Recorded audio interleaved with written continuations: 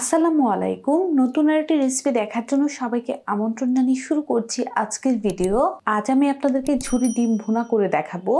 আর এই ঝুরি ডিম ভুনাটা কিন্তু ভাত, পোলাও, রুটির সাথে খেতে ভীষণ মজা। তাহলে ভিডিওটি শুরু থেকে শেষ পর্যন্ত দেখতে থাকুন। ঝুরি ডিম ভুনাটা রান্না করার জন্য আমি এখানে আগে থেকে 3টি ডিম সেদ্ধ করে তারপর ছিলে নিয়েছি। এই সিদ্ধ ডিমগুলো এখন আমাদের যেটা করতে হবে, এখানে আমি আরেকটি বাটি নিয়ে নিলাম। আর এই বাটির মধ্যে একটা গ্রেটার নিয়ে নিব। গ্রেটারের যে মোটা অংশটা আছে সেটা নিয়ে নিচ্ছি। এখানে কিন্তু চিকন ছিদ্রিও আছে, আবার মোটা ছিদ্রিটাও আছে। তো আমি এই মোটা ছিদ্রিটা দিয়েই আজকের এই সিদ্ধ ডিমগুলো গ্রেট করে নিব। এখন একে একে সিদ্ধ ডিমগুলো গ্রেট করে নিচ্ছি। 3টে সিদ্ধ ডিমই গ্রেটারটা দিয়ে গ্রেট করে নিয়েছি। আর এই যে চুলার মধ্যে আমি একটা প্যান বসিয়ে দিলাম। আর এই প্যানের মধ্যে 1/4 কাপ রান্নার রেগুলার তেল দিয়ে দিচ্ছি। তেলটা গরম হওয়ার জন্য এভাবেই রেখে দিব। তেলটা আমাদের হালকা গরম হয়ে গিয়েছে। এখন এখানে 1 কাপ পরিমাণ পেঁয়াজ কুচি দিয়ে দিচ্ছি। এই পেঁয়াজটাকে কিছুক্ষণ নেড়ে ভেজে নিব। পেঁয়াজটাকে আমরা কিছুক্ষণ ভেজে নিয়েছি আর পেঁয়াজটা হালকা ব্রাউন কালার চলে এসেছে। এটাকে আর ভাজবো না। এখন এখানে দিয়ে দিব আদা রসুন পেঁয়াজ বাটা। আমি 1 চা চামচ করে দিয়ে দিচ্ছি। এখানে আমি রসুন বাটা দিয়ে দিচ্ছি 1 চা চামচ, আদা বাটা 1 চা চামচ আর পেঁয়াজ বাটা 1 চা চামচ। এই বাটা মশলাগুলো এই পেঁয়াজের সাথে কিছুক্ষণ ভেজে নিব। তাতে করে হবে কি, বাটা মশলার যে কাঁচা গন্ধটা আছে সেটা আর থাকবে না। তো কিছুক্ষণ ভাজার পর দেখাই। কিছুক্ষণ এই মশলাগুলো আমি ভেজে নিয়েছি। অল্প করে পানি দিয়ে দিচ্ছি যেন মশলাটা না পুড়ে যায়। তারপর দিয়ে দিচ্ছি 1/2 চা চামচ পরিমাণ হলুদের গুঁড়া, 1 চা চামচ পরিমাণ ধনিয়ার গুঁড়া আর 1 চা চামচ পরিমাণ লাল মরিচের গুঁড়া। ঝালটা কিন্তু আপনাদের পছন্দ অনুযায়ী বাড়ি কমিয়ে নিতে পারবেন।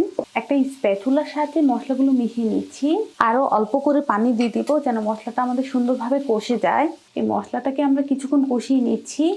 আরও কিছুক্ষণ মশলাটাকে আমি ভালোভাবে কষিয়ে নিয়েছি। 2টা টমেটো আগে থেকেই কুচি করে রেখে দিয়েছিলাম। এই টমেটো কুচিগুলো মশলার সাথে মিশিয়ে নিব।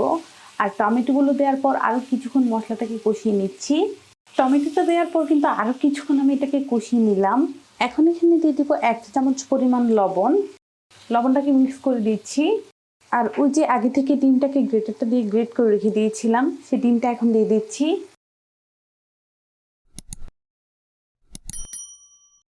ঝুরি করা ডিমটা দিয়ে দিলাম। এখন স্প্যাচুলাটা দিয়ে ঠিক এভাবে মিশিয়ে নিচ্ছি।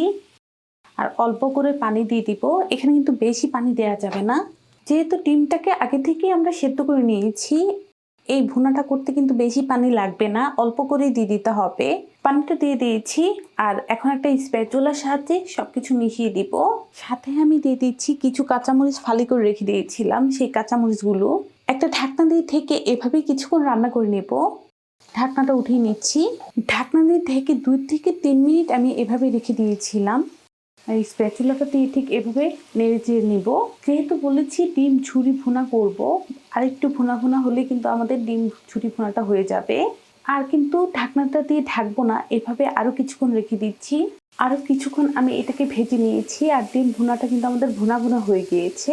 এই যে এখন আমাদের যেটা দিতে হবে, এখানে আমি কিছু ধনিয়া পাতা আগে থেকেই কুচি করে রেখে দিয়েছিলাম, সেই ধনিয়া পাতা কুচিগুলো দিয়ে দিচ্ছি। ধনিয়া পাতাটা দেওয়ার পর আবারও স্প্যাচুলাটা দিয়ে ঠিক এভাবে করে মিশিয়ে দিচ্ছি।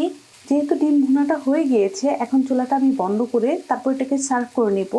দর্শক, তৈরি করে নিলাম ভিন্নভাবে ভিন্ন স্বাদের ডিম ভুনার রেসিপি।